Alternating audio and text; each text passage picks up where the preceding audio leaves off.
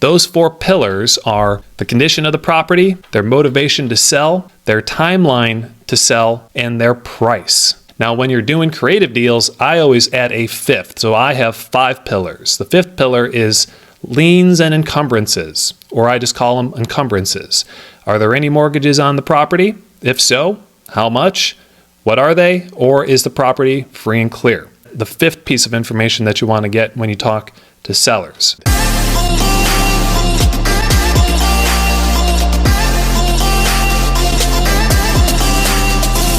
Okay, here is the ultimate creative finance sales script that I created. This is born from my own experience in talking to sellers for Sub2 and seller financing. At the top, we're just setting the stage. We're letting them know who we are, and we're asking that they are who we think they are. So the first thing I say is, hey, I'm looking for Sam, or hey, I'm looking for Jenny, or whatever the name of the seller is. The seller then will, confirm or deny their identity. Yes, this is Sam. Who's this? Is usually the next question. I'll let them know. Now I'm using like a pseudonym here, Brian, but you can insert your name. Hey, this is Brian. Hey, I know this call is completely out of the blue, but I was calling about a property I believe you own at 123 Main Street.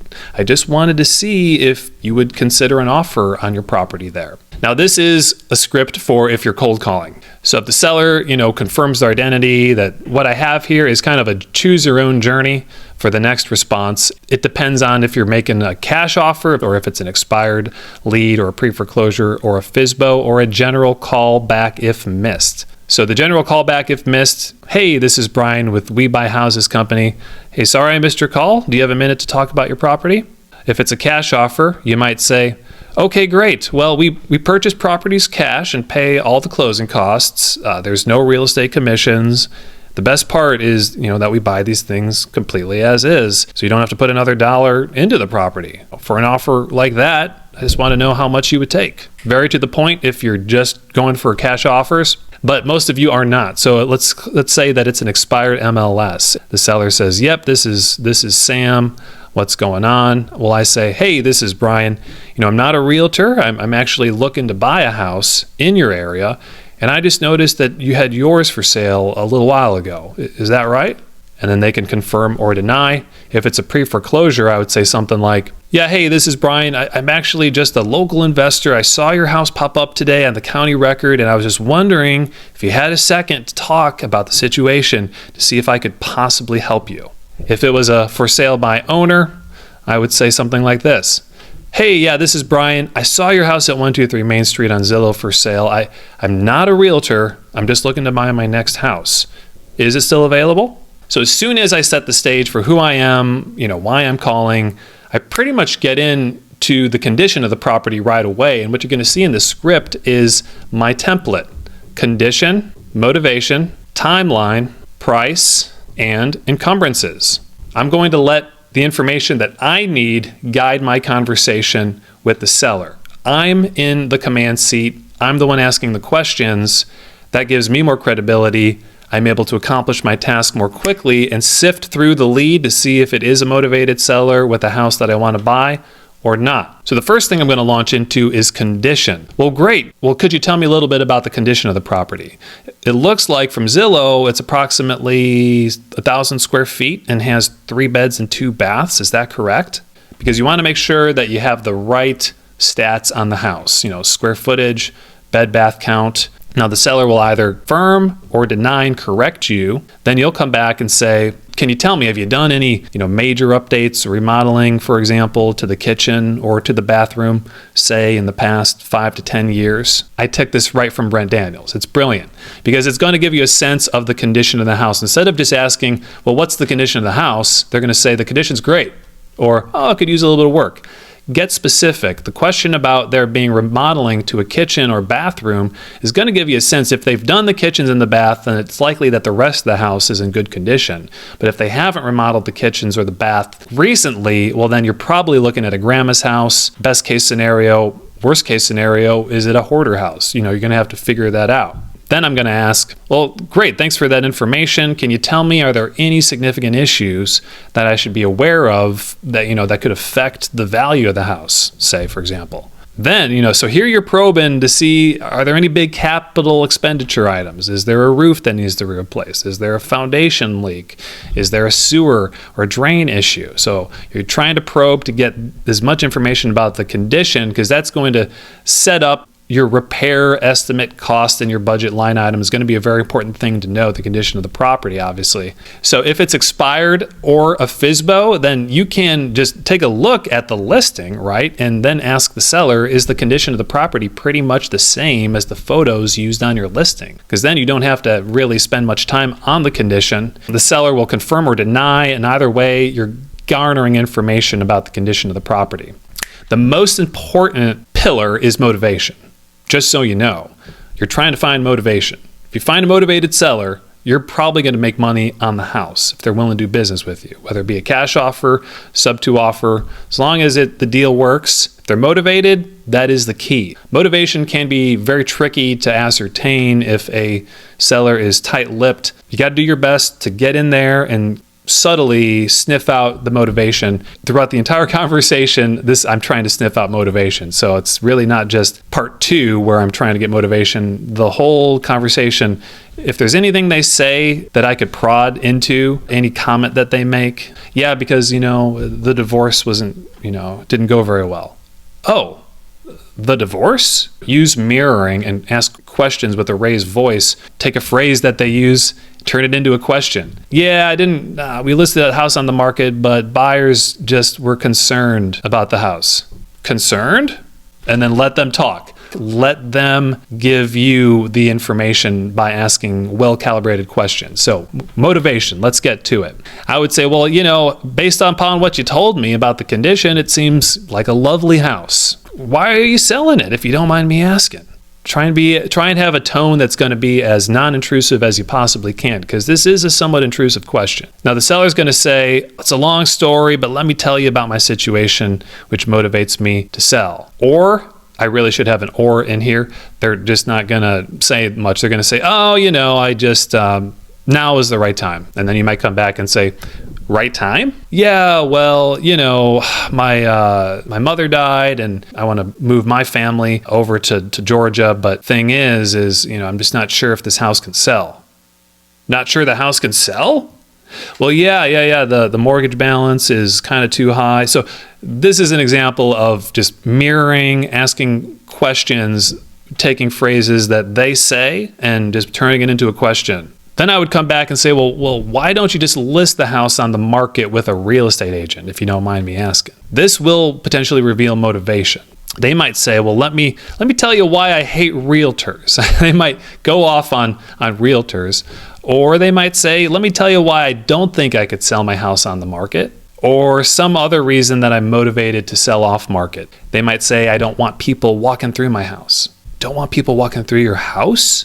Well, yeah, I sort of have some people might say I kind of have a lot of possessions. A lot of possessions?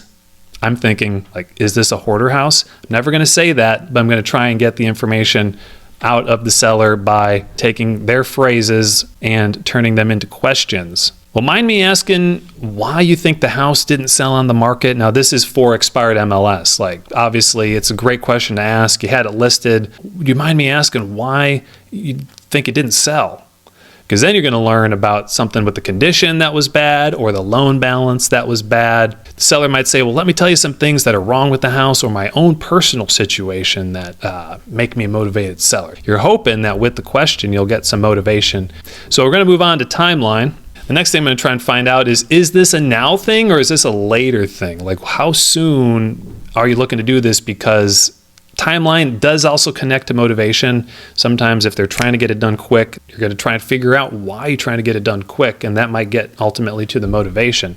But you are trying to figure out is this an individual with whom I'm going to do business this month or with whom I'm going to do business a year from now? That will help you determine what follow-up bucket to put the lead into if they're not going to do the deal right now. So I might say in terms of, selling this house, is this a sooner thing or is this a later thing?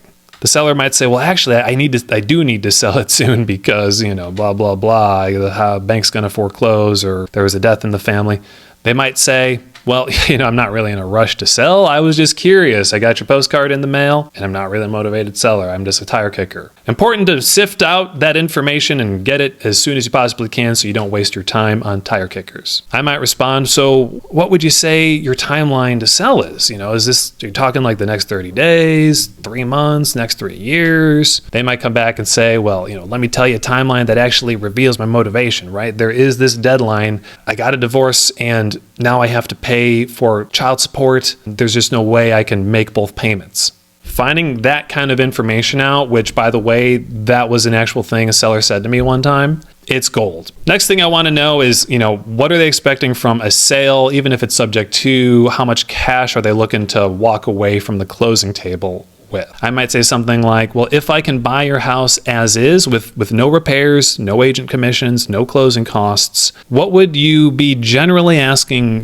for the property in terms of price range? And I try and make it as non-threatening, as open-ended as possible. Not like, what are you asking for the house? I just say, look, here's the value I'm bringing, and what generally speaking, like what range would you say you'd be in? Because whoever speaks first in a negotiation loses. Whoever gives their number first will usually lose on the price. The seller might say, well, let me tell you my number. Well, really, I'm just looking to get $1,000 and I'd be happy. If you get that, well, were you going to offer $10,000? Because if you were, you just saved yourself $9,000 because they gave you their number. A lot of times sellers will not do this. They will not give their number. And so they'll say something like, let me refuse to give you my number, and toss that question back to you. Well, I don't really know.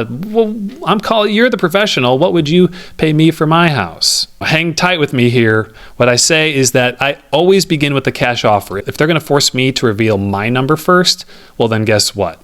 It's going to be a very lowball cash offer. But I always begin with a lowball cash offer anyways. This is what I do because it sets the stage for this full asking price or over asking price or close to asking price sub-2 offer that you're going to give. It's going to put that in a much better light despite all of its weaknesses and shortcomings with the loan staying in place. You're going to at least come in with a solid cash offer. And guess what? If there actually ends up being no loan on the property and they take your cash offer, well then you've got an amazing either wholesale deal or fix and flip on your hands. So if they tell you their number, then quickly evaluate the deal like in your head and give them your cash offer around 50 cents on the dollar. But if they don't tell you their number, then you can lead by using Zillow, Comps, or any other software, get the ARV as a starting point, and then give them a low cash offer at about 50 cents on the dollar. That's if they don't give you the number. So then you'll present the cash offer. For an all cash offer, Mr. Seller, take into account what you told me about the property, a rough estimate here of where my company would be to purchase your house as is would be, and please don't take offense to this as it seems like it's a lovely house, but obviously I need to play by the numbers in order to make a profit, since this is my full-time job. So anyways, my all cash offer where we pay all the closing costs, no realtor fees, would be around $300,000. Would you be entirely opposed to an offer like that? You're really trying to be kind of as apologetic about this low ball cash offer as you can. Another mentor of mine said, if you don't blush and feel embarrassed when you make your offer, you're offering too much. I really try and front load it with my value. They're not paying anything. I can close really quickly. They can walk away and I'm sorry. Like, don't be offended by this number. Don't take it personally. It's a beautiful house, but I need to play by the numbers. This is a business for me. I'm going to be at 50% ARV. Whatever the number is. So either the seller is going to come back and say, well, that's not too far off from what I was thinking. Could you come up $5,000? Then maybe you have a cash deal. Or they might say, yeah, I knew that you weren't going to be able to buy my house. I just owe way too much. Then at that point, you say, you owe way too much? That leads naturally into the fifth pillar that we're talking about here, which is loans, encumbrances, liens. If you are going to make a creative offer, then you can pivot to making alternative offers at this point. You might say, if that cash offer doesn't work for you, are you opposed to hearing an alternative offer where, maybe I can pay you your full asking price or at least close to it and get you out from underneath the house? Or you might say, if that cash offer doesn't work for you, I still might be able to pay, your asking price here if you're interested in hearing more about that. But it is a unconventional approach. Wait to see what they say. If they invite you to say, yeah, tell me more about that, you're moving into pillar number 5, and that's encumbrances. So you might say, if they're open to that and they don't tell you to go take a hike, then you might say, well, awesome. Okay, well, I will need to know a little bit about the underlying debt on the property in order, to give you this full price offer. I assume there's some kind of existing mortgage on the property. Is that correct? So then they're either going to tell you about the mortgage on the house, or they might say, I just don't feel really comfortable sharing the details of that. And if they don't feel comfortable sharing the details of their mortgage, then you could say something like this. All right, well, it seems like a sensitive topic to you. I totally get it. Is there something about this that I should know about? And kind of put it on them. Like, are they hiding something? And then maybe see if they'll open up. Or you can say, I know it seems a bit invasive, but in order to give you this offer, I'm going to need to know the mortgage balance. Otherwise we should just probably, move on from here, as I'm not the right buyer for your house. So you're kind of threatening to just leave and not tell them what this potential solution is to their problem. And if they're not motivated, they might just say, go F off. I'm not telling you. And then probably don't have a motivated seller. Now, this is if they do reveal information about the mortgage, then you can ask the following. Do you know what the unpaid principal balance is at the moment? Can you tell me what the monthly payments are? Do you know what the interest rate is? Is this the only mortgage on the house, or are there any others? During COVID, did you ever fall behind on payments? Did you ever have to work anything out with the bank? Here I'm fishing for, is there a partial claim attached or a silent second? Have you ever gotten a HELOC, home equity line of credit, out in your house? So here you're trying to figure out just exactly what the debt situation is on the property. So if it looks like a Sub2 deal could work, depending on what they tell you, then continue with your Sub2 offer. I might say something like this. All right, well, thanks so much for the information. That's really nice of you to provide that. To be honest, it seems a bit unconventional. And frankly, you may not be interested in an offer like this at all. And if that's the case, then it's totally fine and we can just move on. But I just want to be frank, and I much prefer to just purchase the house with cash. But what we could do is have me purchase the house. Now, this would be a normal sale, but we would leave the loan in place. And I would make payments on your mortgage until down the road, and I can't promise when this would be, I would pay off the mortgage whenever I decide to sell the house. Would you be, entirely opposed to something like that?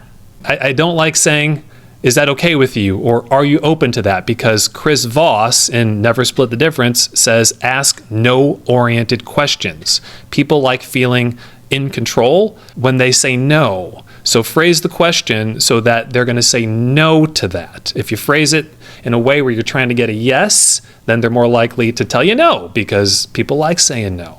But if you phrase it in such a way where an affirmative answer is actually a no, then that's a better way to phrase a question. So that's why I like saying, are you entirely opposed to an offer like that? The implication is are you at least a little bit open to it, right? I'm not going to say it that way. I'm going to say, are you 100% opposed to hearing more about that? It's a subtle little, ninja trick there. Chris Voss is awesome. I love that book. That's the way I would pitch subject to. I hate using the term pitch because it's really not a pitch. Effectively it is, but I'm sort of apologetically saying, there's not much I can do. This is less than ideal. I'd much rather buy it cash with equity and have no debt on it, entirely control the situation. But there is a solution. It's unconventional. You may not want to do it. And if that's the case, that's fine. I'd rather not waste your time and mine. Just let me know. We can part ways. But essentially, if you left your loan in place and I just made payments on it, then I could buy your house and do it that way. I can't guarantee when that loan gets paid off. It might go to full term. At least it would get you out from underneath the house. Maybe, Mr. Seller, I can give you some cash for your equity, depending on the numbers. Are you entirely opposed to that?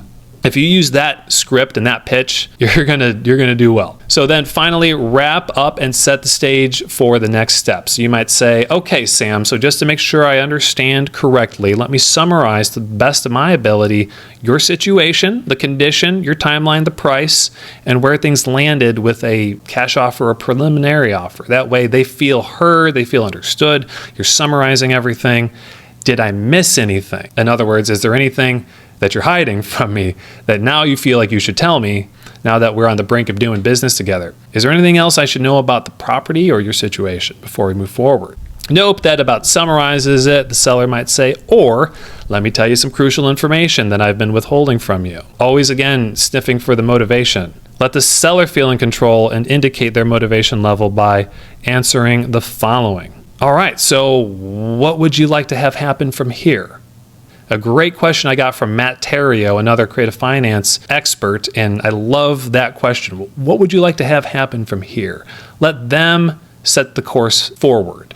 Well, how soon could you close? I love that question. They might say, well, why don't you come see the house? Or they might say, well, let me talk to my spouse and significant other and get back to you. So sometimes that is a triangulation where they're not really interested, but oftentimes they do need to consult a decision maker, and that's okay. I would put this lead in a hot lead bucket and just follow up with them pretty frequently to just be like, is this a yes or is this a no? Like, do you want to move forward or do you not? And then I might say, well, let me do a little bit of more research and crunch some numbers. I'll get back to you with a firm offer on what I can do. Now, this is if they were open to subject to a deal, but you're not sure how much cash you can afford to bring them at a close, or if this was a cash offer and you wanted to firm up that cash offer for them, then you don't have to give them a final offer on the phone. In fact, I hardly ever do. It's almost always I go back to my computer, I do some research, and then I call them back with, hey, so good news is I do think that this can work. However, probably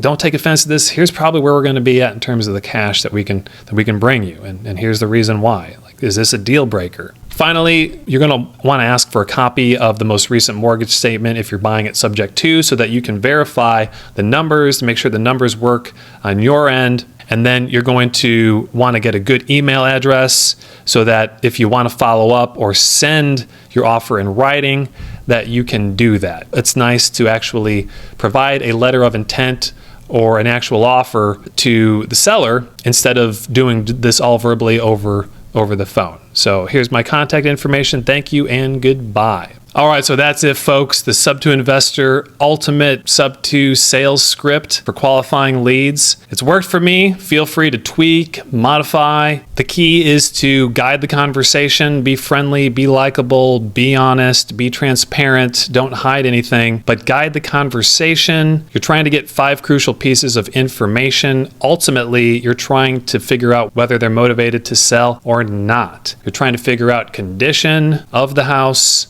their motivation for selling, their timeline, their price, any cash they're looking for at closing, and the encumbrances on the house, liens and loan balances. Get out there, generate some leads, talk to sellers, and you'll do deals.